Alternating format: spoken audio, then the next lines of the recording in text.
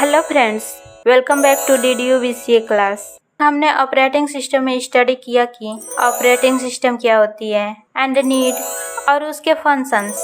And इस lecture में हम पूरा डिटेल में स्टडी करेंगे क्लासिफिकेशन ऑफ ऑपरेटिंग सिस्टम। यदि मैं कहूँ कि क्या वर्ड की सभी ऑपरेटिंग सिस्टम्स एक जैसे होते हैं? नहीं, हर ऑपरेटिंग सिस्टम का डिजाइन और पर्पज अलग होता है। कुछ ऑपरेटिंग सिस्टम्स सिर्फ एक यूजर के लिए बनाए गए हैं, कुछ एक साथ हजारों यूजर्स को सपोर्ट करते हैं, कुछ साइंटिफिक रिसर्च के लिए यूज होते हैं, तो कुछ बैंकिंग और हॉस्पिटल जैसे सिस्टम्स में यूज होते हैं। इसी बेसिस पर ऑपरेटिंग सिस्टम्स को अलग अलग कैटेगरीज में डिवाइड किया गया है। इसी प्रोसेस को ऑपरेटिंग सिस्टम क्लासिफिकेशन कहते हैं। Operating system classification is the process of categorizing operating systems based on the number of users, processing techniques, architecture, and applications they support. Operating systems अलग अलग पर्पज के लिए बनाए जाते हैं, इसलिए उन्हें उनके फीचर्स और वर्किंग के बेसिस पर कैटेगरीज में डिवाइड किया गया है। Types of operating system: single user operating system, multi user operating system, simple batch processing operating system, multi programming operating system, multitasking operating system, parallel operating system, distributed operating system, real time operating system. First number, single user operating system. A single user operating system is an operating system that allows only one user to use the computer system at a time. Single user operating system में एक time पर सिर्फ एक ही user computer को use करता है। Operating system के सारे रिसोर्सेज उसी एक यूजर के लिए एलोकेट होते हैं। ये ऑपरेटिंग सिस्टम्स पर्सनल कंप्यूटर्स और लैपटॉप्स में कॉमनली यूज होते हैं। इसकी वर्किंग की बात करें तो यूजर कंप्यूटर को ऑन करता है, ऑपरेटिंग सिस्टम बूट होता है, फिर यूजर लॉगिन करता है, उसके बाद यूजर एप्लीकेशंस ओपन करता है, फिर operating system CPU, RAM, files को मैनेज करता है। कंप्यूटर सिर्फ उसी एक यूजर के लिए वर्क करता है। इसके examples Microsoft Windows 10, Microsoft Windows 11, Mac OS, MS-DOS।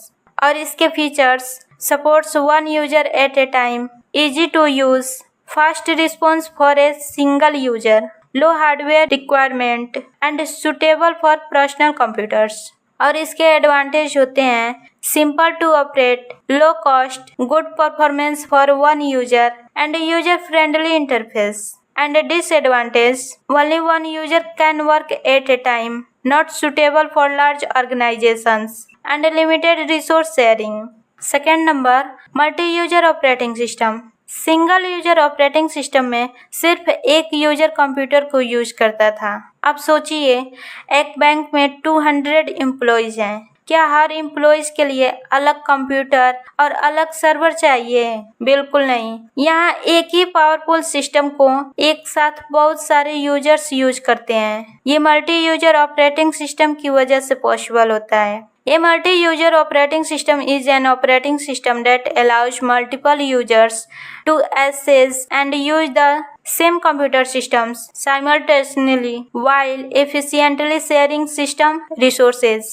Multi user operating system में एक ही कंप्यूटर या सर्वर को एक साथ कई यूजर्स यूज कर सकते हैं। ऑपरेटिंग सिस्टम हर यूजर को अलग सेशन देता है। हर यूजर को लगता है कि वो अपना अलग कंप्यूटर यूज कर रहे हैं, बट असल में सब एक ही सर्वर के रिसोर्सेज शेयर कर रहे होते हैं। अगर मल्टी यूजर ऑपरेटिंग सिस्टम ना हो तो हर एम्प्लॉयज के लिए अलग सर्वर लगाना पड़ेगा, कॉस्ट बहुत बढ़ जाएगी एंड डेटा को मैनेज करना मुश्किल हो जाएगा। इसीलिए कंपनीज और banks multi user operating system का यूज करती हैं। एंड इसकी वर्किंग की बात करें तो कई यूजर्स अपने कंप्यूटर से लॉगिन करते हैं, उसके बाद सभी यूजर्स एक ही सर्वर से कनेक्ट होते हैं। फिर ऑपरेटिंग सिस्टम हर यूजर के लिए अलग सेशन क्रिएट करता है। उसके बाद operating system CPU, RAM and storage को सब यूजर्स में शेयर करता है। हर यूजर अपना वर्क इंडिपेंडेंटली करता करता है। जैसे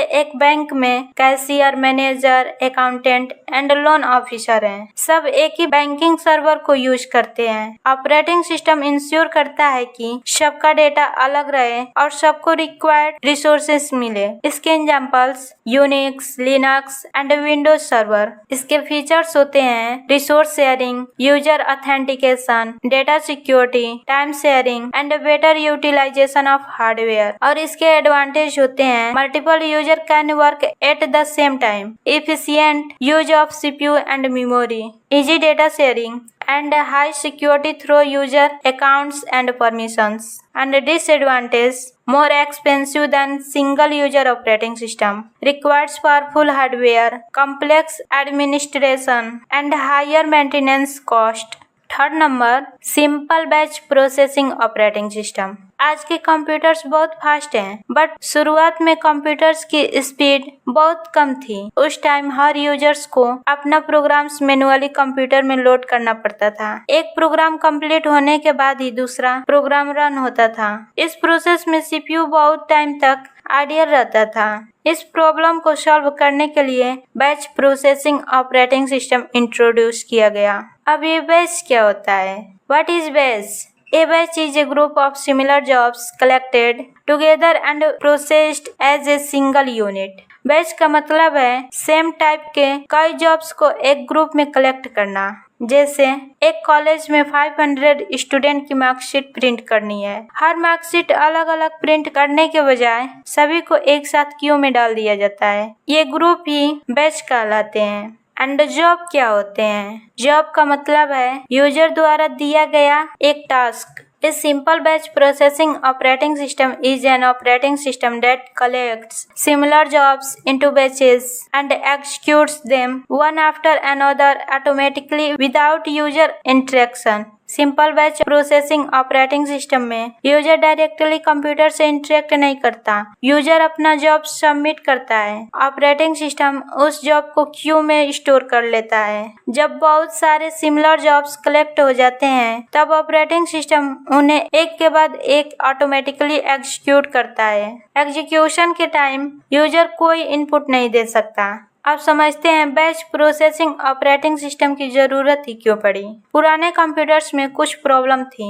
सीपीयू बहुत देर तक आइडियल रहता था।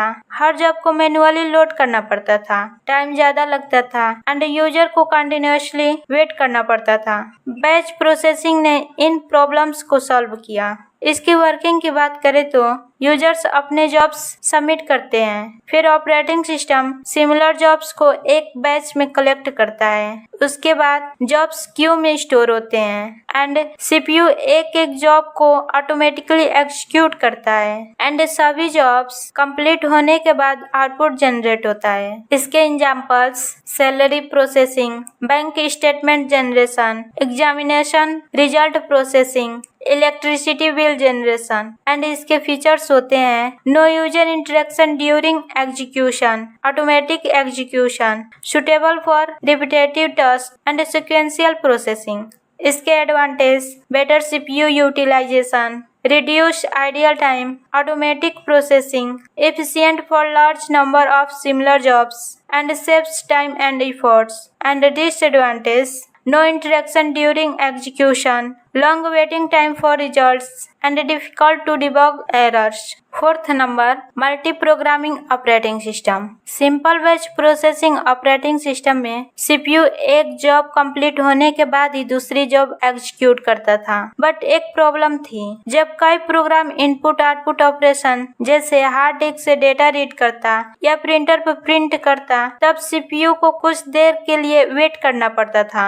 इस वेटिंग टाइम में सीपीयू आइडियल रहता था। इसी प्रॉब्लम को सॉल्व करने के लिए multi programming operating system introduce किया गया। अब मल्टी प्रोग्रामिंग क्या होता है? Multi programming means keeping several programs in memory so that the CPU is always busy. एक ही टाइम पर रैम में मल्टीपल प्रोग्राम्स लोड किए जाते हैं। सीपीयू एक प्रोग्राम को एग्जीक्यूट करता है। जैसे ही वो प्रोग्राम इनपुट आउटपुट ऑपरेशन के लिए वेट करता है तो सीपीयू तुरंत दूसरे प्रोग्राम को एग्जीक्यूट करना शुरू कर देता है। इस तरह CPU कभी भी आइडियल नहीं रहता। Multi programming operating system. A multi-programming operating system allows multiple programs to reside in memory and keeps the CPU busy by executing another program when one program is waiting. Multi-programming operating system में RAM में एक साथ कई programmes load रहते हैं। CPU एक program execute करता है। अगर करंट प्रोग्राम वेट करे तो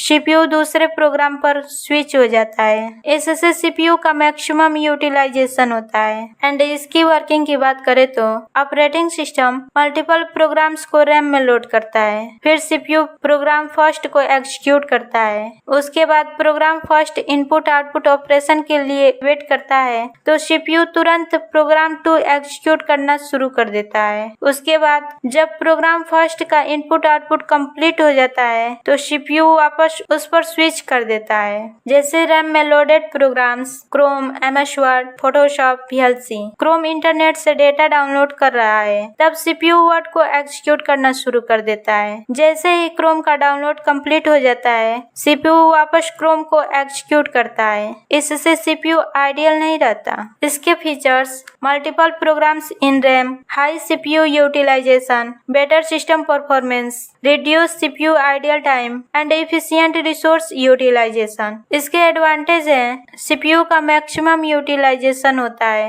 वेटिंग टाइम कम होता है, थ्रूपुट इंक्रीज होता है एंड रिसोर्सेज एफिशिएंटली यूज होते हैं। And disadvantage complex operating system, memory management difficult होता है, CPU शेड्यूलिंग रिक्वायर्ड होती है एंड डेडलॉक की पॉसिबिलिटी बढ़ सकती है। तो इस वीडियो में हम लोगों ने स्टडी किया टाइप्स ऑफ ऑपरेटिंग सिस्टम में single user operating system, multi user operating system, simple batch processing operating system and multi programming operating system. Next lecture में हम लोग स्टडी करेंगे टाइप ऑफ ऑपरेटिंग सिस्टम में multitasking operating system, parallel operating system, distributed operating system and real time operating system. Okay, thanks.